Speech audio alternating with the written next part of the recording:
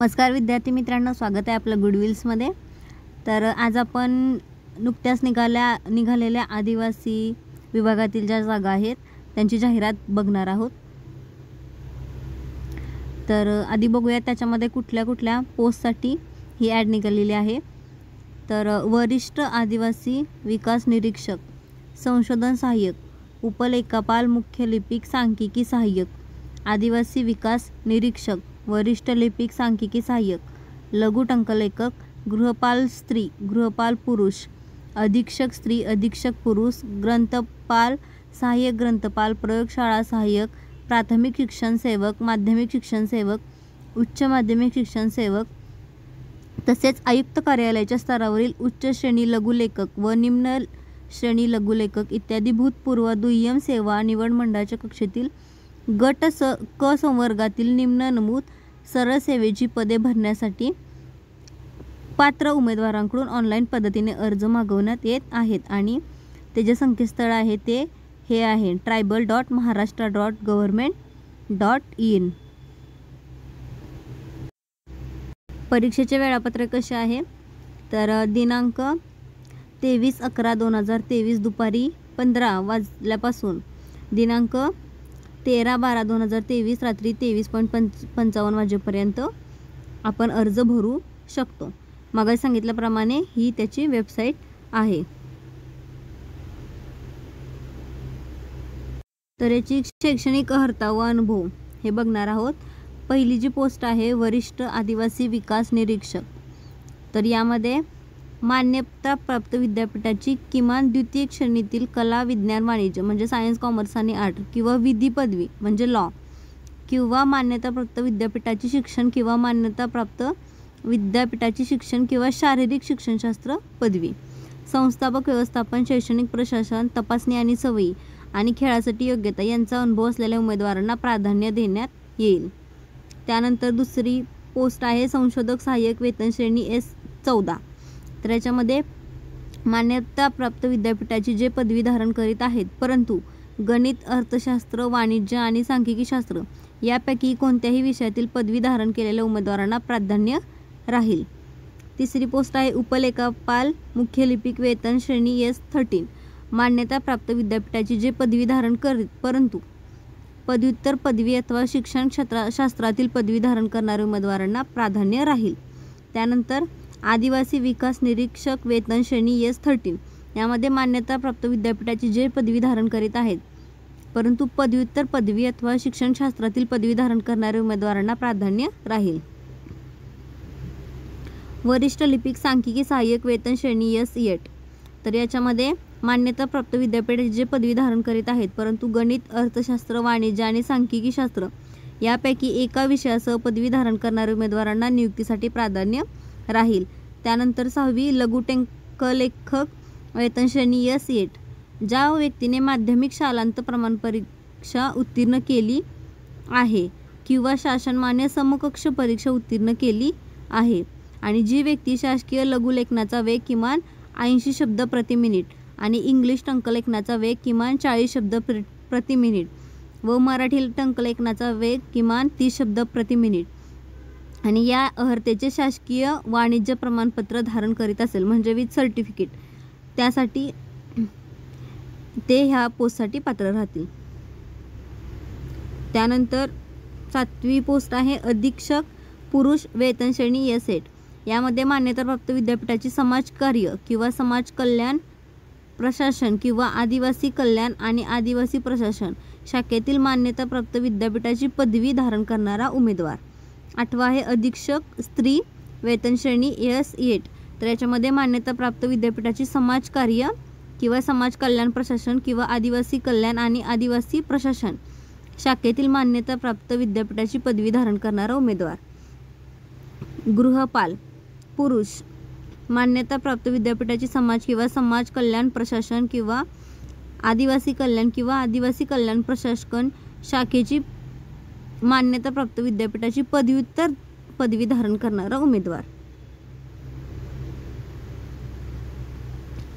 गृहपाल स्त्री यामध्ये समाजकार्य किंवा समाज कल्याण प्रशासन किंवा आदिवासी कल्याण किंवा आदिवासी कल्याण प्रशासन शाखेतील मान्यताप्राप्त विद्यापीठाची पदव्युत्तर पदवी धारण करणारा उमेदवार. 11वा आहे ग्रंथपाल. त्याच्यामध्ये ज्यांनी माध्यमिक शालांत प्रमाणपत्र परीक्षा उत्तीर्ण केली आहे आणि ग्रंथालय प्रशिक्षण यामधील शासन मान्यताप्राप्त महाविद्यालयाचे अथवा संस्थेचे प्रमाणपत्र धारण केले आहे, परंतु ग्रंथालयशास्त्र यामधील पदविका धारण करणाऱ्या आणि किमान 2 वर्षापेक्षा कमी नाही इतका ग्रंथालय कामाचा अनुभव असलेल्या उमेदवारांना पसंतीक्रम राहील. त्यानंतर सहाय्यक ग्रंथालय. ज्यांनी माध्यमिक शालांत प्रमाण परीक्षा उत्तीर्ण केली आहे आणि ज्यांनी मान्यताप्राप्त संस्था किंवा महाविद्यालयाचे ग्रंथालय प्रशिक्षण प्रमाणपत्र धारण केले आहे. त्यानंतर 13वा आहे प्रयोगशाळा सहाय्यक वेतन श्रेणी S6, ज्यामध्ये माध्यमिक शालांत प्रमाण परीक्षा उत्तीर्ण केली आहे. उच्च माध्यमिक शिक्षण सेवक मानधन 20,000 रुपये आहे. मान्यताप्राप्त विद्यापीठाची पदव्युत्तर पदवी द्वितीय श्रेणीत उत्तीर्ण असणे आवश्यक. तसेच B.Ed व समकक्ष पदवी धारण करणारा उमेदवार. आता विषयनिहाय आवश्यक शैक्षणिक सांगितले. विषय इंग्रजी. MA किमान द्वितीय श्रेणीत उत्तीर्ण असणे आवश्यक. B.Ed किमान द्वितीय श्रेणीत उत्तीर्ण असणे आवश्यक. मराठीसाठी MA किमान द्वितीय श्रेणीत उत्तीर्ण असणे आवश्यक. B.Edला संबंधित विषयाची अध्यापन पद्धती किमान द्वितीय श्रेणीत उत्तीर्ण असणे आवश्यक. गणितमध्ये MSc द्वितीय श्रेणीत उत्तीर्ण आवश्यक प्लस B.Ed किंवा द्वितीय श्रेणीत किमान द्वितीय श्रेणीत उत्तीर्ण आवश्यक. जीवशास्त्र MSc जीवशास्त्र किमान द्वितीय श्रेणीत उत्तीर्ण असणे आवश्यक. जीवशास्त्रामध्ये पण B.Ed द्वितीय श्रेणीत. त्यानंतर रसायनशास्त्रामध्ये MSc द्वितीय श्रेणीत उत्तीर्ण असणे आवश्यक. MSc रसायनशास्त्रामध्ये आणि B.Ed. त्यानंतर भौतिकशास्त्रामध्ये MSc भौतिकशास्त्रात द्वितीय श्रेणीत आणि B.Ed द्वितीय श्रेणीत.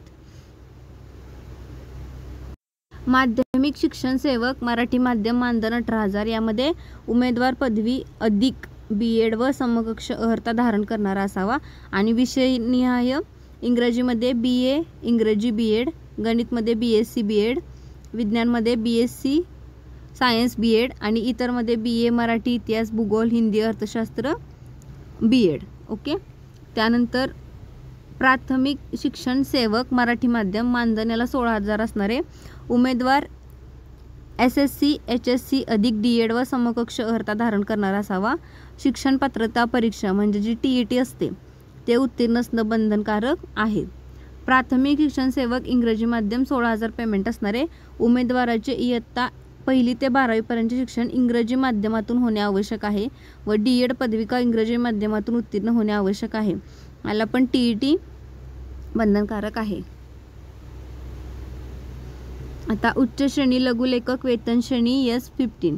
यामध्ये शासनमान्य माध्यमिक व उच्च माध्यमिक परीक्षा बोर्डाची SSC परीक्षा उत्तीर्ण अथवा तत्सम उच्च श्रेणी लघुलेखक इंग्रजी. त्याच्यामध्ये वाणिज्य प्रमाणपत्र मंडळाची 120 शब्द प्रति मिनिट इंग्रजी लघुलेखन परीक्षा उत्तीर्ण आणि उच्च श्रेणी लघुलेखक मराठी. यामध्ये वाणिज्य प्रमाणपत्र मंडळाची 120 शब्द प्रति मिनिट मराठी लघुलेखन परीक्षा उत्तीर्ण. वरील ब मधील 1 व 2 करिता म्हणजे इंग्रजी व मराठी दोन्ही लघुलेखन 120 शब्द प्रति मिनिट असल्यास प्राधान्य.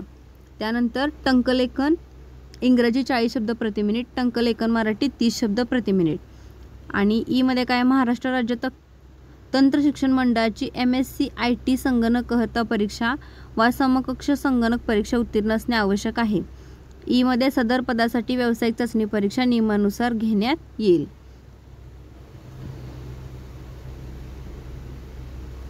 निम्न श्रेणी लघुलेखन वेतन श्रेणी S14. याच्यामध्ये शासनमान्य माध्यमिक उच्च माध्यमिक परीक्षा बोर्डाची SSC परीक्षा अथवा तत्सम.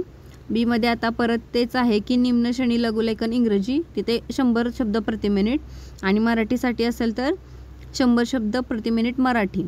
आणि या ब मधील जर 1 व 2 करता म्हणजे दोन्ही असेल तर प्राधान्य. त्यानंतर टंकलेखन 40 शब्द प्रति मिनिट, टंकलेखन मराठी असेल तर 30 शब्द प्रति मिनिट. महाराष्ट्र राज्य तंत्र शिक्षण मंडळाची MSc IT संगणक अर्हता परीक्षा व समकक्ष संगणक परीक्षा उत्तीर्ण असणे आवश्यक. सदर पदासाठी व्यावसायिक चाचणी परीक्षा नियमानुसार घेण्यात येईल. यामध्ये निवडीची पद्धत आहे तर सर्व पदांसाठी फक्त मराठी माध्यमातून संगणक प्रणालीद्वारे ऑनलाईन वस्तुनिष्ठ बहुपर्यायी म्हणजे MCQ टाईप परीक्षा घेण्यात येईल जिल्ह्याच्या मुख्यालयी. त्यानंतर संगणक आधारित परीक्षेद्वारे घेण्यात येणाऱ्या ऑनलाईन परीक्षेत प्राप्त गुणांच्या आधारे गुणवत्तेनुसार उमेदवारांची निवड केली जाईल. गुणवत्ता यादीत अंतर्भाव होण्यासाठी उमेदवारांनी किमान 45% गुण प्राप्त करणे आवश्यक राहतील. संगणक आधारित परीक्षेद्वारे घेण्यात येणाऱ्या ऑनलाईन परीक्षा वस्तुनिष्ठ बहुपर्यायी स्वरूपात असेल आणि प्रत्येक गुणास 2 गुण असतील. आणि ज्या पदांसाठी शारीरिक व व्यावसायिक चाचणी आवश्यक नाही अशा पदाकरता उमेदवारांची निवड करताना संगणक आधारित घेण्यात येणारी ऑनलाईन परीक्षा मराठी, इंग्रजी, सामान्य ज्ञान व बौद्धिक चाचणी या विषयाकरता प्रत्येकी 50 गुण ठेवून 200 गुणांची असेल आणि परीक्षा कालावधी 2 गुणांचा राहील. आता अभ्यासक्रम कसा आहे तर जेवढ्या पोस्ट सांगितलेल्या होत्या त्याच्यामध्ये जर आपण बघितलं तर